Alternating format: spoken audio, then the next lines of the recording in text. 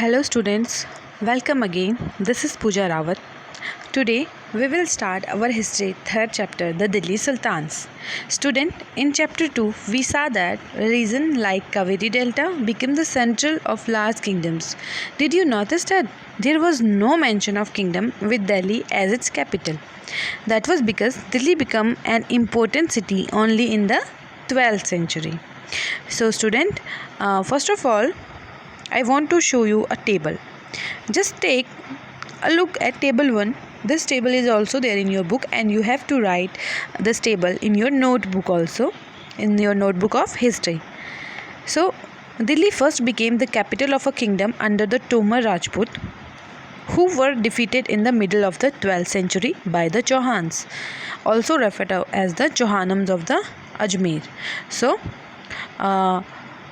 Delhi first become the capital of a kingdom under the Tomar Rajput. Okay, do you understand that? Under the Tomar Rajputs. So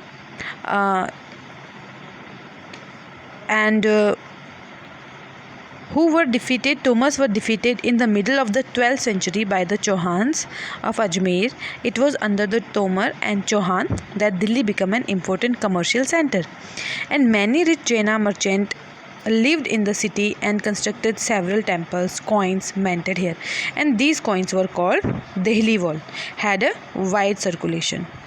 So student, here you can understand that firstly Tomar rules here, and when they were defeated by the Tomars and Rajput, who were defeated in middle 12th century by the Chauhans. Okay, at the times by the Chauhan they were defeated, and the rules of Chauhan started here, and at that time of the Chauhans, that Delhi became an important commercial center. Means Chauhan rulers have the important roles here in Delhi, because at that time Delhi became an important जो है वो important trade center बन गया था. Okay, and at that time the coins here, some coins were very popular here, and the coins were valuable, and people used these coins, and many rich Jaina merchants lived in the city and constructed several temples. Coins minted here called Dehli wall and a wide circulation. Okay, and then early Turkish rulers started ruling. These are the name of early Turkish ruler, that is Qutbuddin Aibak, Shamsuddin Iltutmish, Razia Sultan, and Ghiyasuddin Balbal. We will read about these rulers also in topic by topic. And next is Khilji dynasty. Khilji dynasty में Jalaluddin Khilji and Alauddin Khilji आपके आ जाते हैं. And in Tughlaq dynasty में आ जाते हैं Ghiyasuddin Tughlaq, Mohammad Tughlaq and Firoz Shah Tughlaq. Okay students, and in Sayyid dynasty के important ruler हैं खैर खान, एंड लोधी डायनेस्टी के बहलुल Lodhi. Okay, there is also given the time period of these kings, these rulers, so you have to note down this table in your notebook also, in your history notebook. So student, now you can understand that Delhi had a many important role in the history of India, and the history of Delhi is very broad, and from by the table 1 you can understand that lots of kings ruled here, and their rule also affected Delhi, its culture and its heritage. Okay, that's why lots of monuments were built here, and those rulers also built some monuments. Okay, some mosques, some ruler built some temples, and the importance of Delhi also changed with their rule. As you know, firstly Tomars rules over Delhi in early 12th century, 1165. In these Rajput dynasties, so Anangapal and Prithviraj Chauhan. In Tomars, Anangapal, and in Chauhan, Prithviraj Chauhan's rule was very important. Razia Sultan was female rulers of early Turkish rulers. Okay, and her rule was from 1236 to 1240, and then she was drained out from rule because she was a woman. Prithviraj Chauhan was also a very powerful ruler, and in the Chauhan dynasty, in Rajput dynasty, in Chauhanas, the Delhi become a very important trade center for the traders and commercials. Okay, so we will read about it. First of all, one by one, we will see that how was the life under the Delhi Sultanate. In this figure, you can see in the map, there's the Delhi Sultanate is marked in red color. You can see here, this is the Delhi Sultanate. Okay, and the Mughal dynasty also, the Mughals dynasty here in the red color. So there are lots of monuments were built by these Mughal rulers. First of all, let's take the introduction of this chapter, then what we will read in this chapter, and that is the Delhi Sultanate were the Persian speaking dynasties of Turkish and Afghan origins, which were controlling India from 1210 to 1526. Many of these dynasties ruled from Delhi. This include the Slave dynasty, the Khilji dynasty, and the Tughlaq dynasty, the Sayyid dynasty, and Lodi dynasty. These are the some important dynasties, and as you have to draw this table 1 in your notebook, then you will also remember the name and the time period of these dynasties. Later on, after India fell to the Mughals, there were again a brief period when Humayun, son of Mughal Babur, Humayun, who was the son of Mughal Babur, Humayun was the son of Mughal Babur and father of Akbar the Great. Okay, so Humayun was the father of Akbar the Great, was deposed by the Pathansuri and dynasty, who enjoyed a short rule then before Humayun was reinstated in 1555. Now, some important people of at that society was priest. Priest was very important because they used to write the history of at that time, what were happening at that time. They write these things, and this process, the writing of this process was called the writing manuscript. Okay, so priest, the group of reserved for learned people like the Brahmins, Maulvi, Qazi, and the Ulemas. These citizens were considered superior to the town dwellers and peasants, and they used to dedicate their lives to their respective religious studies, holy books, and worshipping God. The Brahmins were gently honored, and many Turkish like Al-Biruni interacted with them extremely closely. The ulema became very powerful and were very important in the court. In many cases, like Firoz Shah, the ulema became so powerful that they became the virtual ruler and the sultans become powerless. Therefore, many sultans adopted a measure to keep the power of the ulemas under control. Okay, means when ulemas become more important, somebody became more important, then they became the virtual rulers. Means type of virtual rulers means जो कि पीछे से rule करते हैं. Like king was just sitting on the tomb also. The king was just sitting on the throne, but who was ruling? Ulemas was ruling from the back. That's why kings used some measures, and many sultan adopted measures to keep the power of the ulemas under control.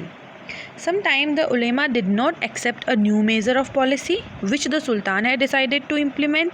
Most of Muhammad bin Tughlaq's plans were dropped simply because of ulema did not agree with them.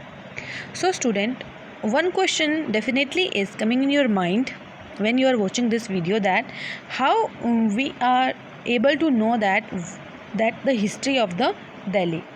So student, there were some important people who write the history of Delhi at that time, and it comes from 4 stages. Here you can see on your screen 4 stages in the making of a manuscript. सबसे पहले A stages, preparing the paper, writing the text, melting gold to highlight important words and passages, and D, preparing the binding. So these are the stages of writing the history. Although inscriptions, coins, and architectures also provide a lot of information, especially valuable are histories. Means histories को हम अरबी में बोलते हैं, that is a word तारीख, और इसका plural होगा tawarikh, tawarikh. Tarikh and tawarikh, these are the two word. Hey you can see tarikh and tawarikh. Okay, singular plural words हैं ये, tarikh and tawarikh. Written in Persian, these are the Persian language word of administration under the Delhi sultan. So these things are written in Persian, the language of administration under the Delhi Sultan. तो administration यानी कि राजकाज की language उस time कौन सी थी? That was the Persian language. Okay, Persian language और important language at that time. And the authors of tawarikh were learned men secretaries, administrators, poets and courtiers, who both recounted events and advised rulers on governance, emphasizing and importance of just rule. So student, you have to keep some points in your mind while reading the history and while reading any document, that they were influenced by some people. Influence मतलब कि कुछ भी लिख देंगे और हम लोग उस पर यकीन कर देंगे, ये बात संभव नहीं है. It is not possible that we will believe in any written things here in history, because first is the author of Tawarikh lived in city and hardly ever in village. तो वो सिटी में रहते थे only, और villages के बारे में उन्हें कोई नॉलेज नहीं थी. Then how they can write about the villages? Means they were just writing the things by their imagination. They often wrote their histories for sultan in the hope of rich reward. They were not writing history for the common people and for the reality. They were just writing history to impress Sultan and to get rewards. And these authors advised ruler on the need of preserve an ideal social order based on bright and gender distinctions. Their ideas were not shared by everybody. Means they were not showing us the main picture of the common people, the main lifestyle of the common people, but they were just showing us the ideal society, and they just want to show us a beauty of that society. But what was the problem of at that time? That was not written in the history. Maybe the situation was more worse than we can think. And in 1236, Sultan Iltutmish's daughter Razia became Sultan, and the chronicler of the age Mihraj-e-Siraj recognized that she was more able and qualified than all her brothers. But he was not comfortable at having a queen as ruler, nor were the nobles happy at her attempts to rule independently. She was removed from the throne in 1240 because just because she was a female. She was a girl, and that's why she was removed from the throne. Okay, matlab the mentality of at that time, the people mentality was not very good. So you can understand the situation. Next is aristocracy. This was the ruling class. It consisted of the sultan, the nobles, the Hindu rajas and princes, and the landlords. This was the most powerful social groups because they had wealth and power. They enjoy a lavish lifestyle. Okay, so they were known as aristocracy. These were the ruling class के लिए ये word use होता है. Next important word, that is town dwellers. What is the meaning of town dwellers? You have to understand these words to understand the chapter very clearly. So the town dwellers consisted of artisans, craft people, merchants, slaves and domestic servants. Occupation were more lesser and than among the Hindu and Muslim craftspeople. The merchants were prosperous. So these were the town dwellers. And peasants word किसके लिए use होता है? The life of the peasants was one of the hard work, and they were very hard workers and poor, and they suffered greatly during the reign of Muhammad bin Tughlaq, but their condition improved and they enjoyed many benefits during Firoz Shah reign. Okay, and that they pay a lot of tax by the peasants, and the chief sources of revenue for the government was the peasants. Now we will read about the art and the architecture of the Delhi Sultan. There are lots of beautiful monuments and architectural structure made by Delhi Sultan, and like Lal Killa, Red Fort is one of them. Some beautiful mosques were also built by these sultans, and they are the heritage of our Delhi also. Now, art and architecture of Delhi Sultan. The Sultan period brought India new style of art and architecture, which were soon observed art and agriculture, and which soon observed into the existing get-up. A number of factors were responsible for events to move in such a direction. The existing Indian style and the new idea had many common features which allowed them to adopt to one another. For instance, both the temple and mosque has large open courtyard. Also, many temples were covered in mosque by the foreign invader, and this create a blend of India as well as foreign style. The Sultan introduced two new architecture idea: the dome and the pointed arc. Okay, the dome and the pointed arc were new architectural style. The dome was an important decorative structure in Islamic building. Here you can see in the figure also, in these two figure you can see what are domes. These are the domes like structure. Okay, and this is the pin like structure. So the dome was an important decorative structure in Islamic building and soon was implemented in another structure as well. The pointed or true arc that was introduced during the period was completely different from the type of arc that was being constructed within the country earlier. Example like Alai Darwaja, Qutub Minar, Fort of Tughlaqabad. Okay. New Muslim instruments. The history of musical instrument dates to the beginning of human culture, and early musical instruments may have used for ritual such as trumpet of signal success on the hunt, on a drum in a religious ceremony. Cultural eventually developed composition and performance of melodies for entertainment.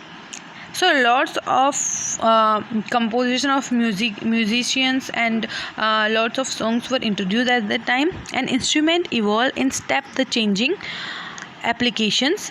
The old object that some scholars refer to a musical instrument, a simple flute, dates back as far as 67,000 years. Many early musician instruments were made from animal skin, bone, wood and other non-durable materials, and instruments can be classified by their effective range, their material and their size, etc. Next important part of this chapter is Amir Khusro. Abul Hasan Yami-ul-Din Khusro was a musician, great poet and scholar, a polymath, an iconic figure in the cultural history of the Indian subcontinent, a mystic and a spiritual disciple of Nizamuddin Auliya of Delhi. Amir Khusro was not only a notable poet but also a prolific and seminal musician in the time of Delhi Sultanate, being reputed to have invented both the sitar and the tabla. He wrote poetry primarily in Persian but also in Hindavi, a vocabulary in verse.